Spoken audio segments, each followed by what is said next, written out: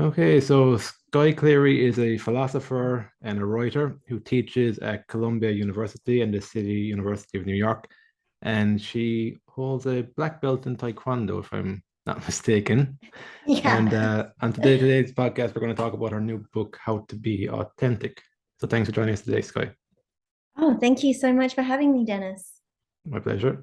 So I guess my first obvious question is why this question? Why authenticity? Yeah, so I had heard this phrase or term being thrown around so much and didn't really understand what it was. Like it's supposed to be some kind of virtue. Like, yeah, like find your authentic self, and then that's the key to unlocking your happiness.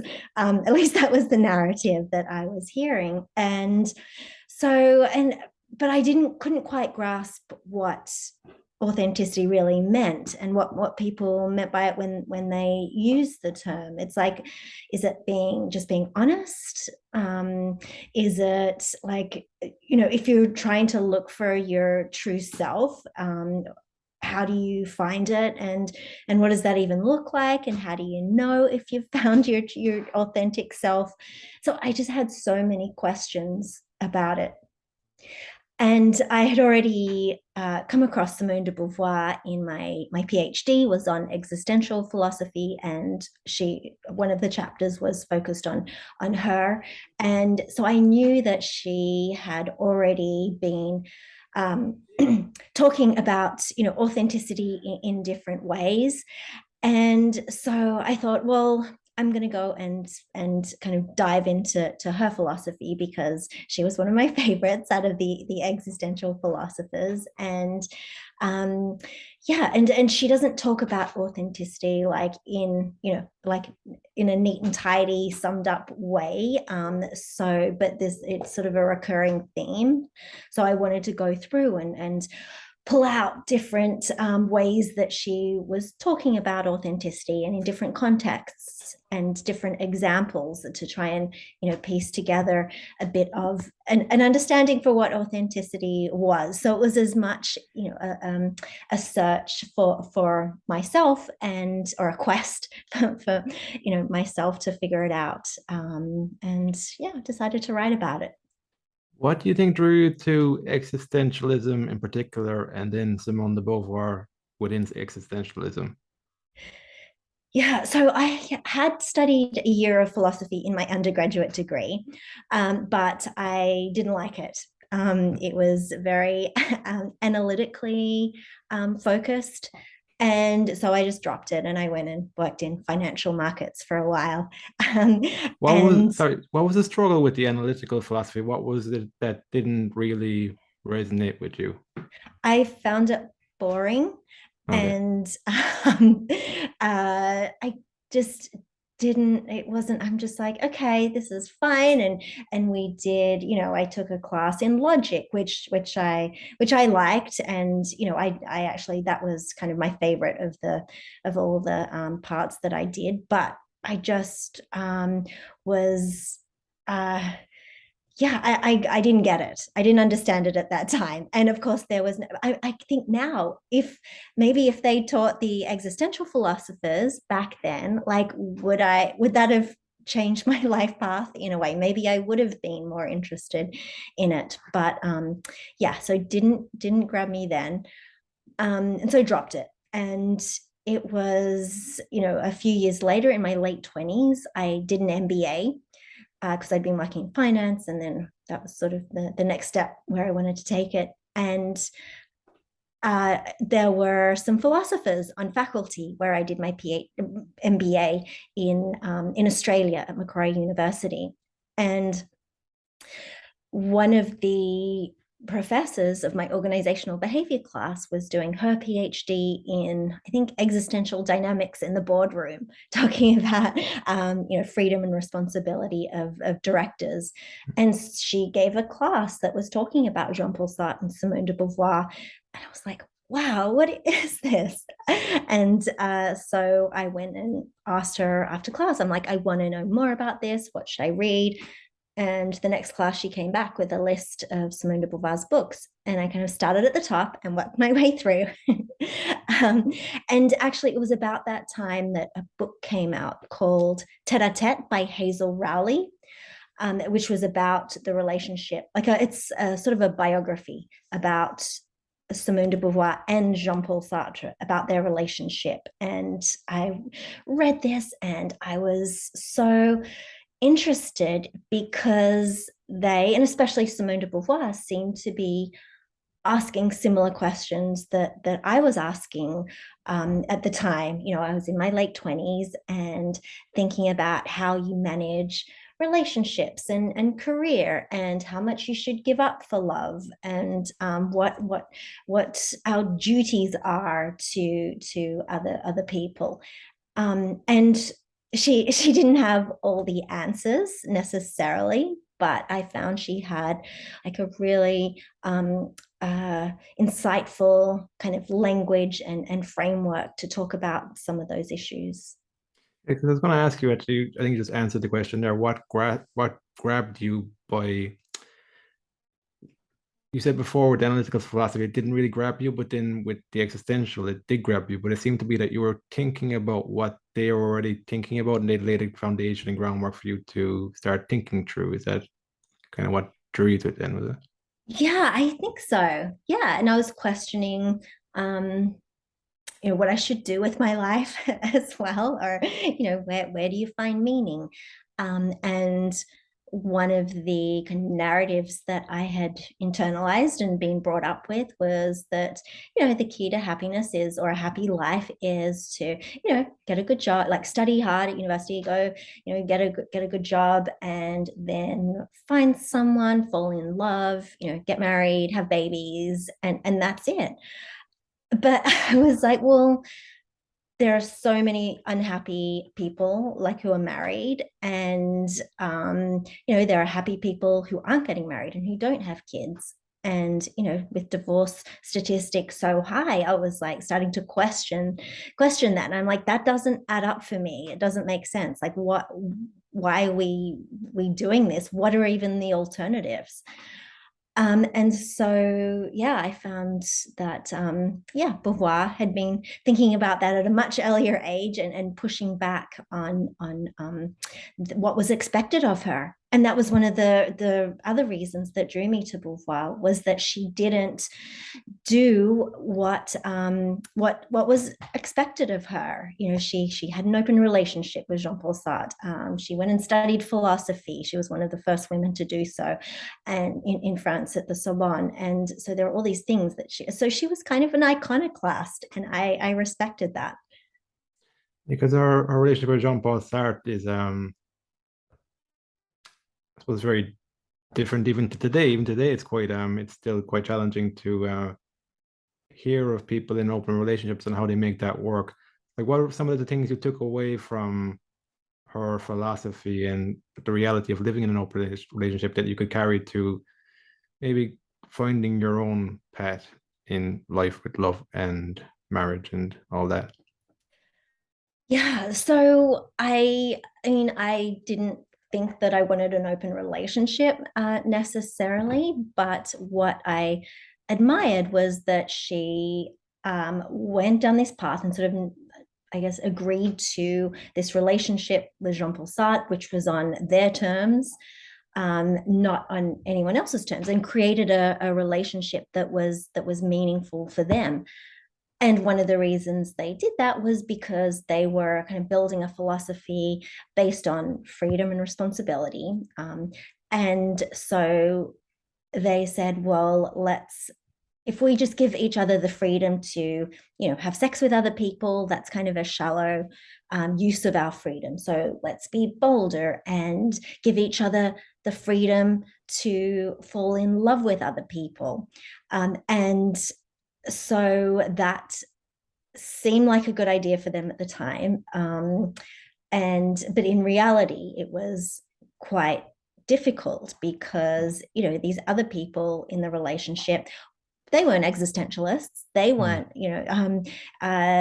even though Sartre and Beauvoir were apparently upfront with people, and everyone knew that Beauvoir and Sartre had this sort of primary relationship, as they called it, it still hurts. There's still a tension there. If you're in love with someone and know that you're not the most important person in their life, like that's this that can be problematic.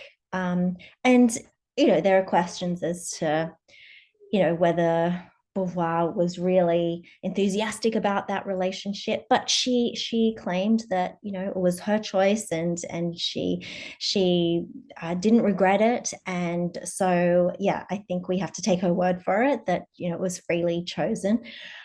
And so on the one hand, I think this relationship between them, where they came to an agreement that worked for both of them, for both Sartre and Beauvoir, was an authentic one, because they respected one another's freedom and they were supportive of one another. But where that kind of breaks down, I think, is that their relationship was fixed in a way that they said, we're going to be committed to each other for permanently, and we're primary to one another, and everybody else is going to be secondary or contingent lovers. But the fact that you're like, that's just like can be like a marriage, like you're agreeing to this contract. And so it didn't end up being that different to a normal marriage, except they had relationships with other people. But I think for a relationship to be an authentic one, given Beauvoir's philosophy, it needs to take into account that we grow and we change, and the relationship changes, and that we need to take into account other people and the relationships we have with other people, and respect their freedom to, and acknowledge our responsibility towards these other people in the relationship. And so I think there was a little bit of tension between how they lived their philosophy, how they lived, and at least Beauvoir's philosophy in that case. Is authenticity messy, do you think? Oh yeah, it's yeah, absolutely. And it's I talk about authenticity as it's a way of expressing our freedom to create to create our lives on our own terms. So in existential philosophy, if I had to sum it up in 3 words, which is oversimplifying, of course, but it would be existence precedes essence, which is how Jean-Paul Sartre coined it. So we exist first, we're thrown into the world, none of us chose to be here, and then it's up to us to create who we become. But of course, Beauvoir said that, acknowledged that there are lots of structures. Like, of course, we can't just do whatever we want, because we live in a society with regulations and with laws and with norms that actually shape and structure who we're becoming. So we're not completely free. But authenticity is then a process of figuring out what we can control, and figuring out the facts of our lives, the static things in our lives that we can't change, but thinking about how we might overcome the facts of our lives, and how we can stretch ourselves beyond the given.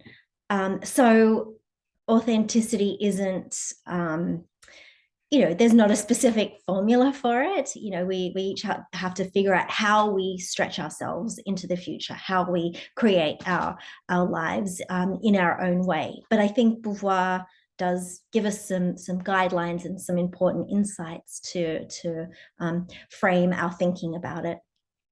Actually, I think the messiness also comes from the interactions with other people, because I think there's a good amount of importance Simone seemed to have placed on coexisting with other people and the responsibility inherent in that. So it's that tension between being authentic to yourself and then expressing that.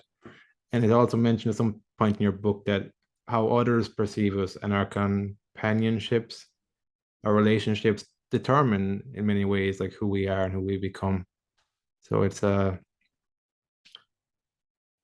I think that's where the messiness comes in with the other people, and even in the existence precedes essence.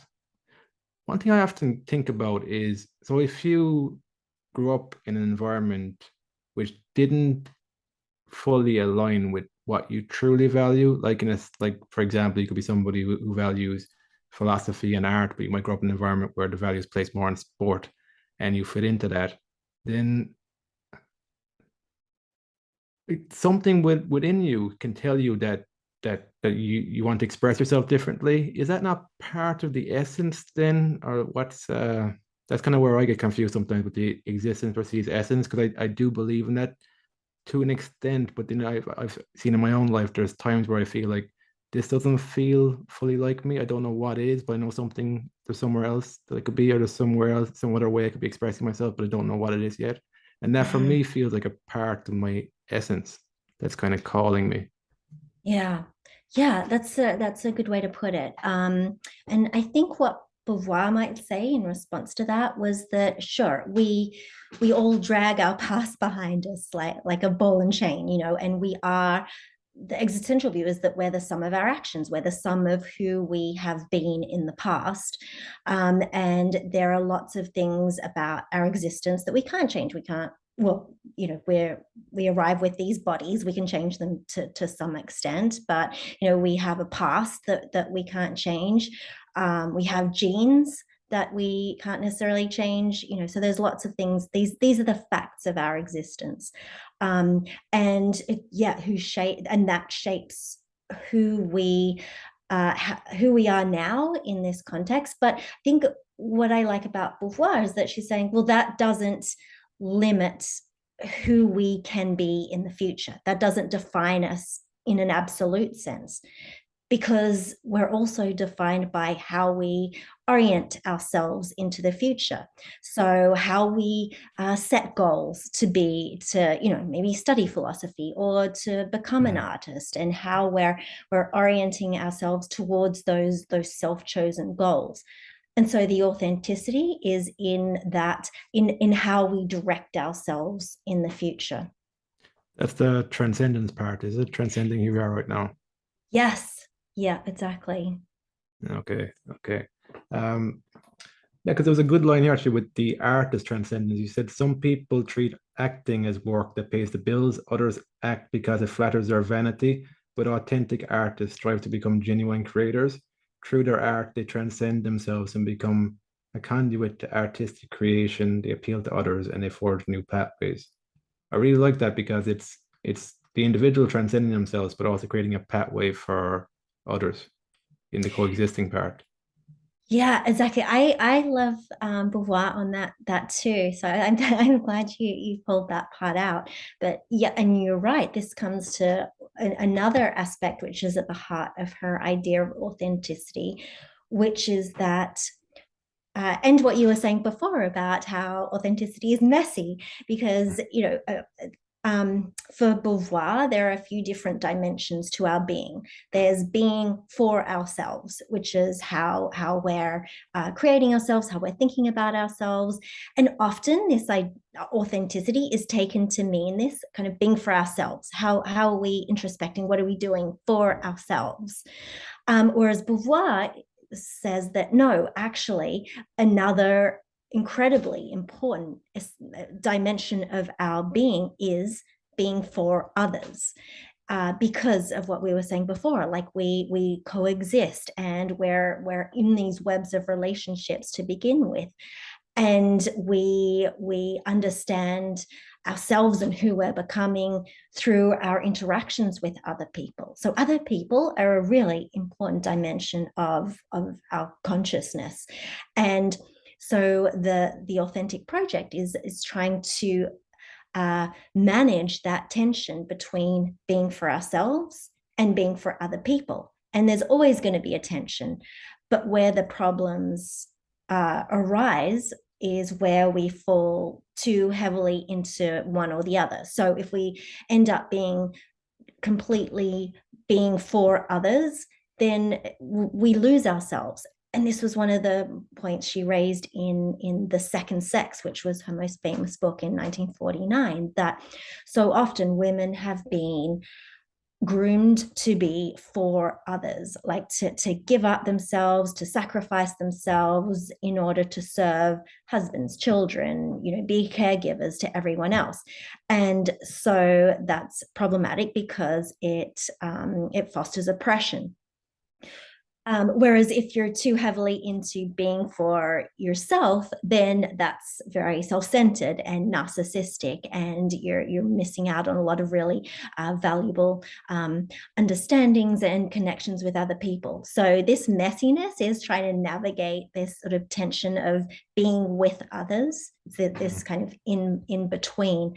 And yeah, and with the coming back to the artists, yeah, Beauvoir was like, yeah, often artists, or she criticized actresses who she saw as getting into the business just to satisfy their vanity, and because she saw in some of these people that these women weren't being valued in the world. They weren't being acknowledged for their brain. They were barred from having real careers. And so one of their sort of escape mechanisms was to get into acting so that they could feel valued through that gaze of the other. But really, she was saying that's inauthentic if they're only doing it in order to attract attention to themselves. Whereas, as you say, there were other artists that she acknowledged, or that she saw, who were, yeah, turning acting into an actual art, and helping reveal the truth of the human condition. And so it was a meaningful experience for the actors and a meaningful experience for the audience, to yeah, understand life better.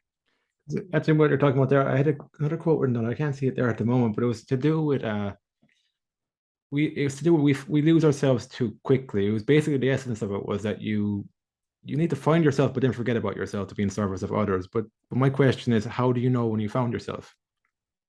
Yeah, that's a really good question. How do you, yeah. And I think Beauvoir in that case was being poetic. Hmm.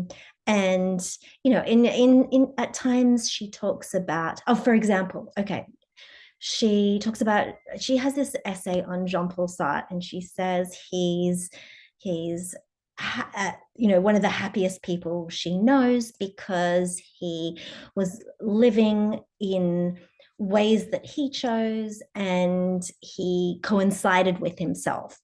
Okay, and so this idea of coinciding with yourself, I think that relates to what you're talking about, as to losing yourself, finding yourself, as if there's like this core self, or essential self.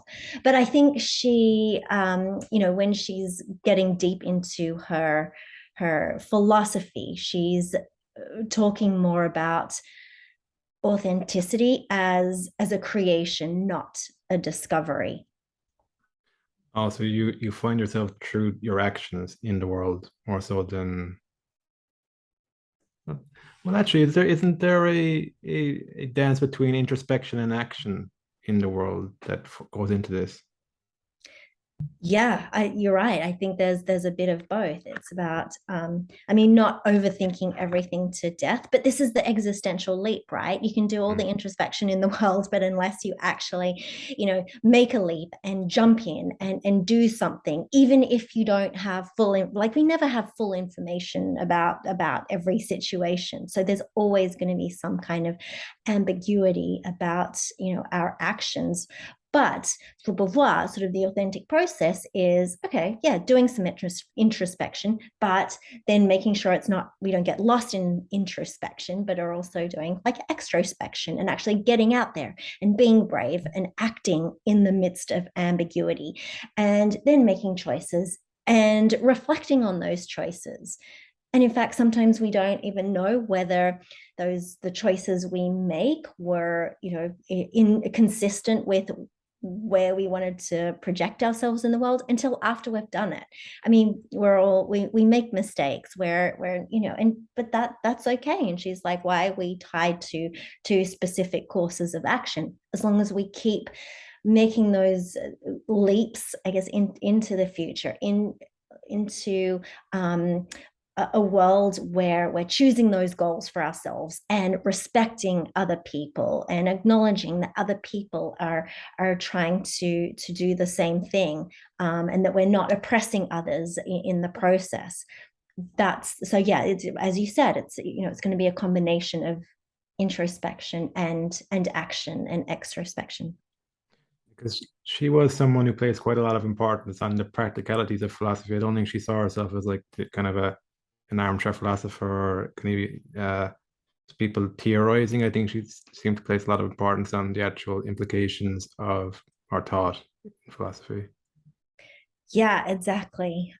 She said from an early age, like in a student diary, that my philosophy must be from life, which is one of the, I think, the epigraph that I have in my book. And because I wanted to acknowledge that she didn't want to be part of the ivory tower, and she says in her memoirs something about, these philosophers who put in these obsessive efforts to create like a philosophical system, and she kind of dismisses that. She's like, no, I don't want to get all be so abstract like that, and I don't want to get into world building and system building. I want to think about practical solutions. Like, think about philosophy in the everyday.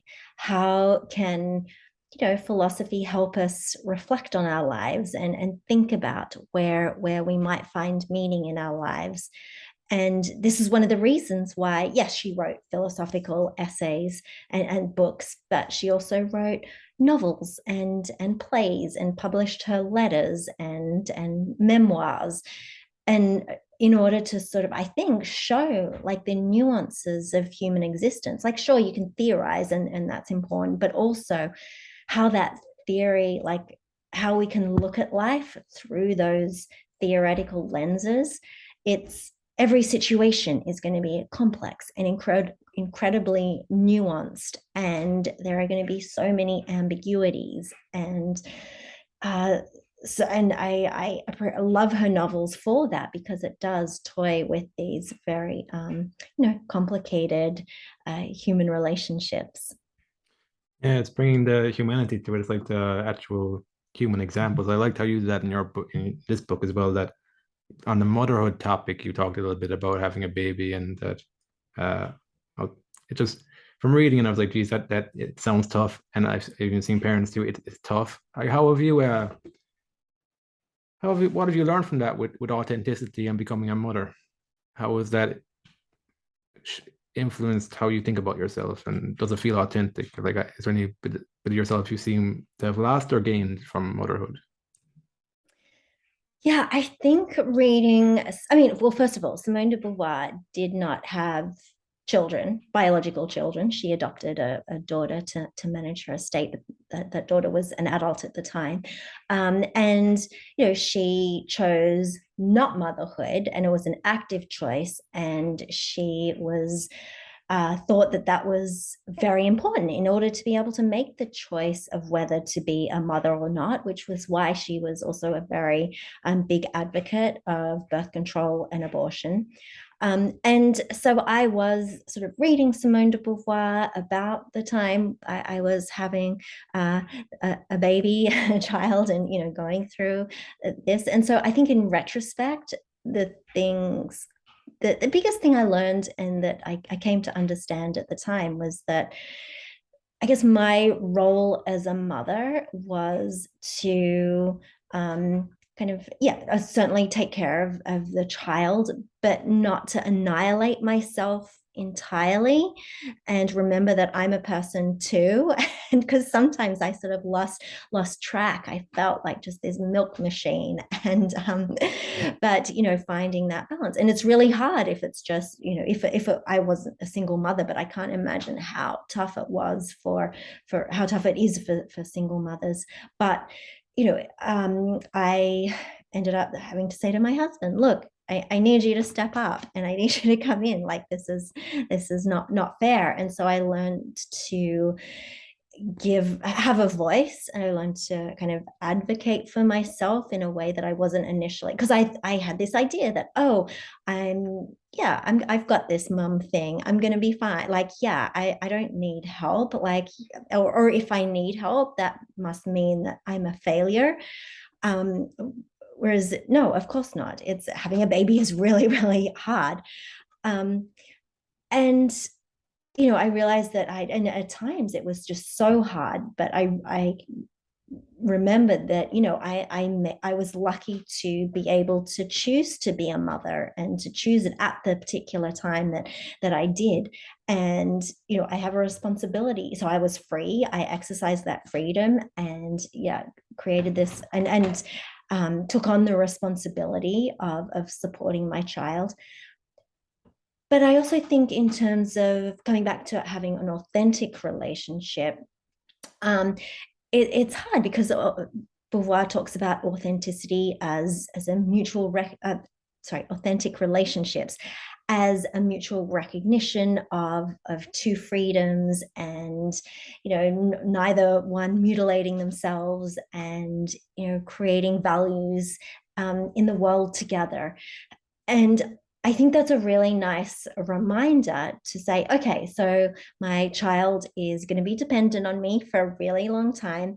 But what I'm doing is trying to foster an authentic relationship, foster him as a freedom in the world, and teaching him to respect my freedom, and but response in responsible ways. um yeah. I think that is that the intersubjectivity, like where you recognize each other's subjective experience of life, is it? Yes, exactly. Yes, that's the key to authentic relationships, is the notion of intersubjectivity. Yeah, mutual recognition, respect of one another's freedom, and um, being supportive. And because Beauvoir talks in The Second Sex in the introduction, she's like, the problem between the sexes is that men have, in so many societies and so often, sort of taken on the role of primary subject, like sovereign subject in the world, and women have been relegated to secondary subjects. Sorry, no, secondary, like, objects in the world. So men are subject, women are objects. And she's like, okay, so that's not intersubjectivity. Intersubjectivity is where you're not treating people like objects, but recognizing that their life is as rich and as vibrant and as worthy of respect as my life. And so, it's an acknowledgement that I'm not the center of the world, but your life uh, as important as mine. And so that's where, that's the idea of intersubjectivity. And you can see in that intersubjectivity is where we start to build up Beauvoir's idea of ethics, like in that connection where you respect other people as subjects. Yeah, it's the well, that's where you see the nuance in people when you recognize their subjectivity and recognize that we're all subjects and objects in going around in the world.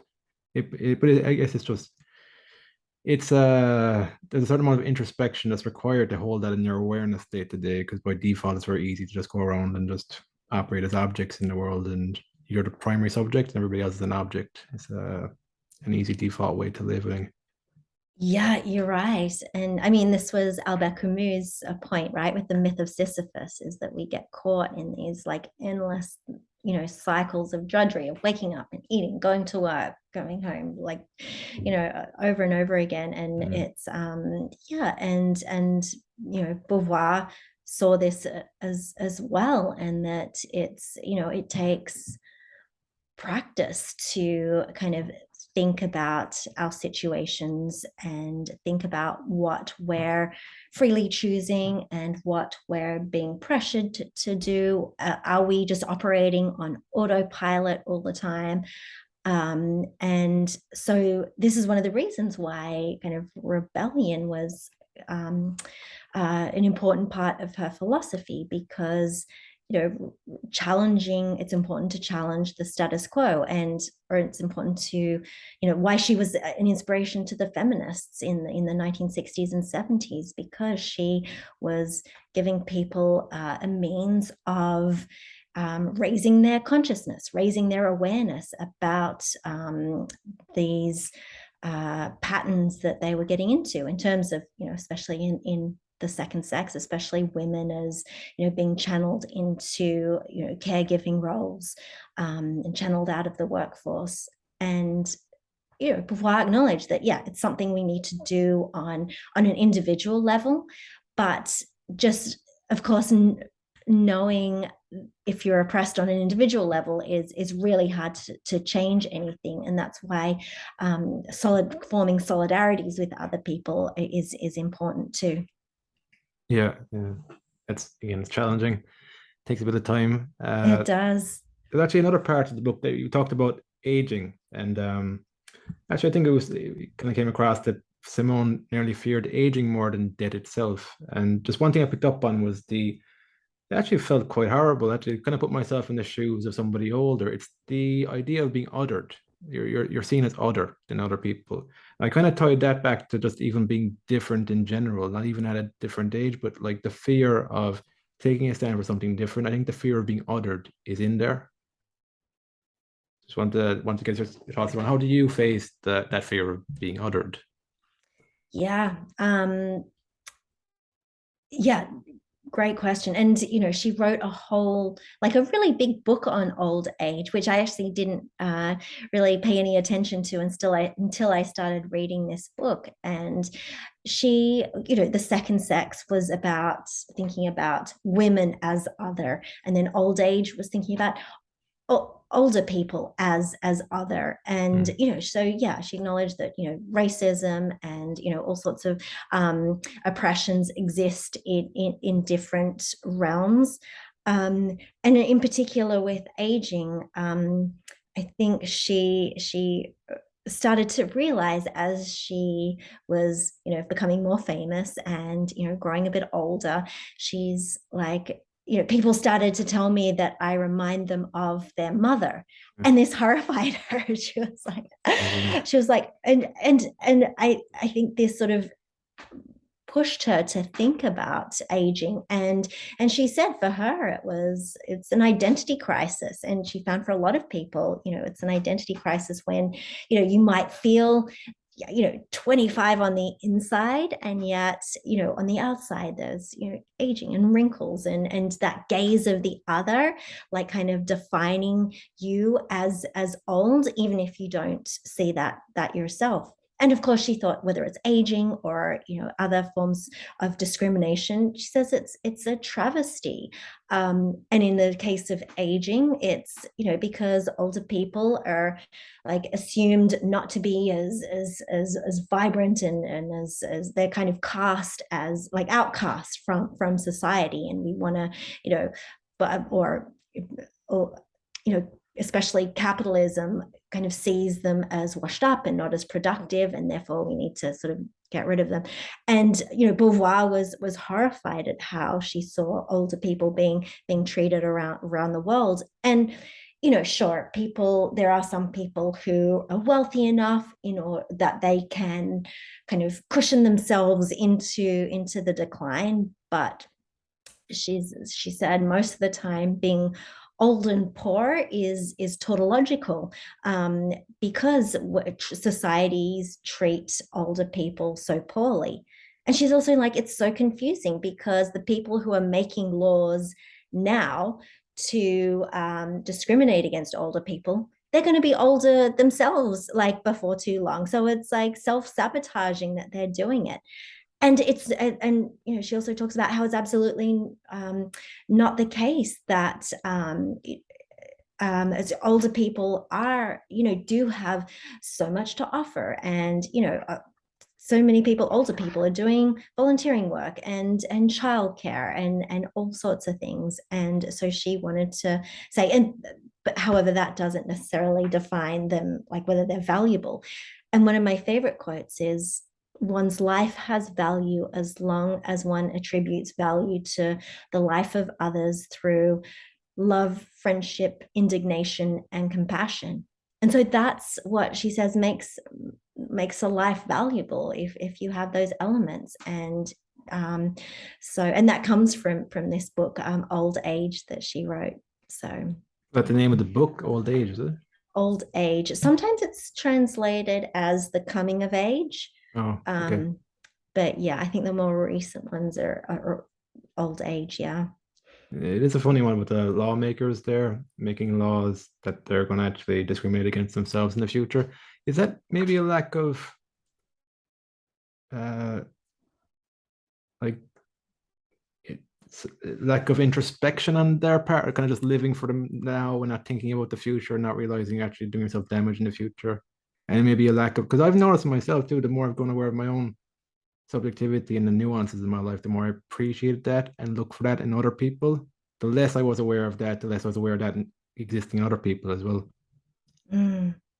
Yeah, that's a good question. I mean, yeah, I think you're probably right. It is like a form of short-termism, or Beauvoir says that, when we're younger, old age seems so far off in the future that it almost doesn't seem That's real. real. No.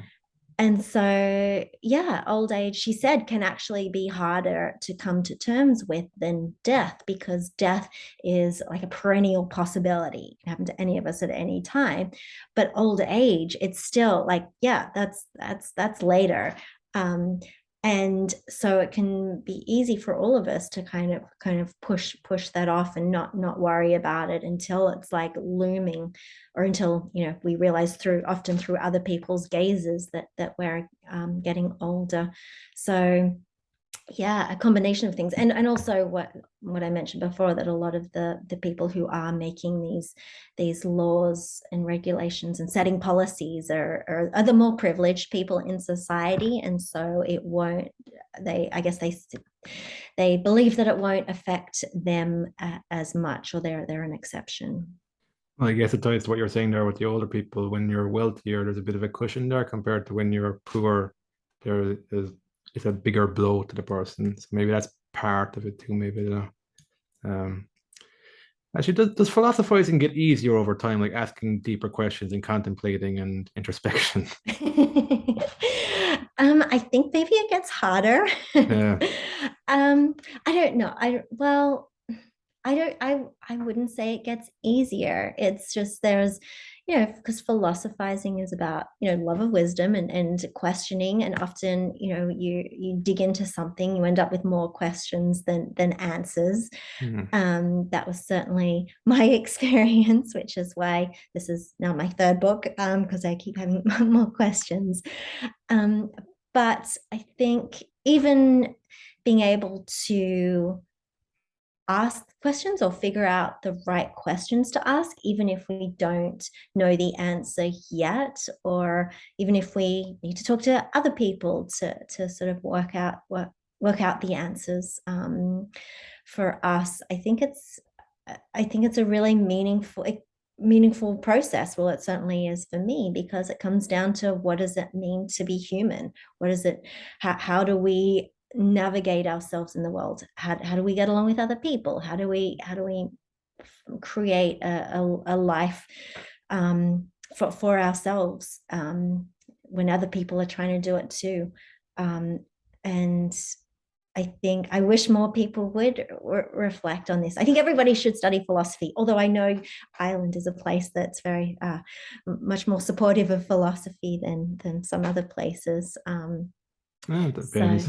It's I think there's an art to asking these bigger questions. That's what I was going to ask you next. Were you always able to kind of philosophize about life, or did you learn that from someone at a young age? Or I don't think so. I mean, I learned, I think, a little bit in my younger life, but I found that my upbringing was all about, oh, this is how your life's going to be. hmm. Yeah, like within, so I mean, I had freedom, of course, but certainly I was um influenced heavily by what my parents or teachers or mentors thought would be good for me. And it really wasn't until my MBA, like I said, when I discovered Simone de Beauvoir and the other existential philosophers, it was really then I was sort of like, it hit me. I was like, wow, okay, there's a lot more that I need to think through, and a lot more that I need to ask myself. And because I feel like I was kind of traveling through life on almost, these rails, like headed straight for certain goals, Mm. and hadn't really been questioning those in any deep way up until then. So I think, being taught, especially by those philosophers during my MBA, kind of, challenged me to do some of that questioning and figure out, well, what am I doing? How am I orienting my life in authentic ways, and what am I doing just to please other people? And that's an ongoing process. Like, there's no one simple answer. And you may not even, I got married, I had a kid. I don't Was that because I truly wanted it, or because it was what was expected of me? Well, I think it's a little of both. I did actively chose that. I chose it when I wanted it. And um so yeah, but I think philosophizing is an activity, and should be an ongoing activity, and a way of thinking about the world. You ever find yourself getting overwhelmed by the questions? And what do you do if you do get overwhelmed sometimes? Yeah, I often get overwhelmed by the questions. That's a great Mm. question. I think one of the things I try to do is uh, go for a walk, or go out and see a tree, or like, look, I adopted two bunnies from a shelter. So often I'll go and like pat them. My partner jokes that they're my therapy bunnies. But Oh, they're, yeah, I guess it's grounding. It gets you out of your head and kind of grounds you in yeah, here now, is it? it does. And looking for, Mm. beauty in the world, talking with a friend. I think actually friends are like a huge part of my life. And so reaching out to someone, having a connection, saying, and I'm lucky to have friends who do understand, and who often come to me when they're having these same kind of philosophical crises. I don't know. How Mm. about how about you, Dennis? What do you do? What do I do? Uh, like at the moment that I'm starting to do some drawing. Just 'cause I find it's kind of it's even just a creative outlet, just a medium where I can kind of express feelings, like deeper kind of feelings, get them out, express them. It'll either come out through philosophy and writing, or like now just look at a bit more drawing. It's just get some outlet where it's acknowledging there's depth in me and I want to express that. That's kind of how I'd be thinking of it. So I kind of try and pay attention to my body. Am I getting too stressed out? Am I kind of maybe working on something for too long? Because sometimes you'll be questioning something and it's best to take a break for a while. You don't know how long the break should be. Then you come back with kind of fresh eyes again. So it's just learned it's a balancing act between different things. And then I suppose you're trying to have a bit of realness to your life. And as a result of doing that, there's certain darkness you need to shed some light on in your life. But then I think what I try and balance it with is just an appreciation that I am happy to be alive and there's an optimistic energy there. So that's part of it too, that sometimes I'm aware that maybe it's getting a bit too dark right now. I need to bring in a bit more, just be happy to be alive and then come back to that again and kind of go back and forth between it, I think. Hmm. I love that. Yeah. I was thinking also, a bath and a cup of tea also help me a lot. Yeah. Like I love that. Yeah. chocolate. Yeah. Just the simple, yeah, the simple everyday kind of things that make you appreciate life. Like, Yeah, yeah. Tuning into, the little joys, because the little joys are really so important, and yeah, big joys. Yeah. exactly. Yeah.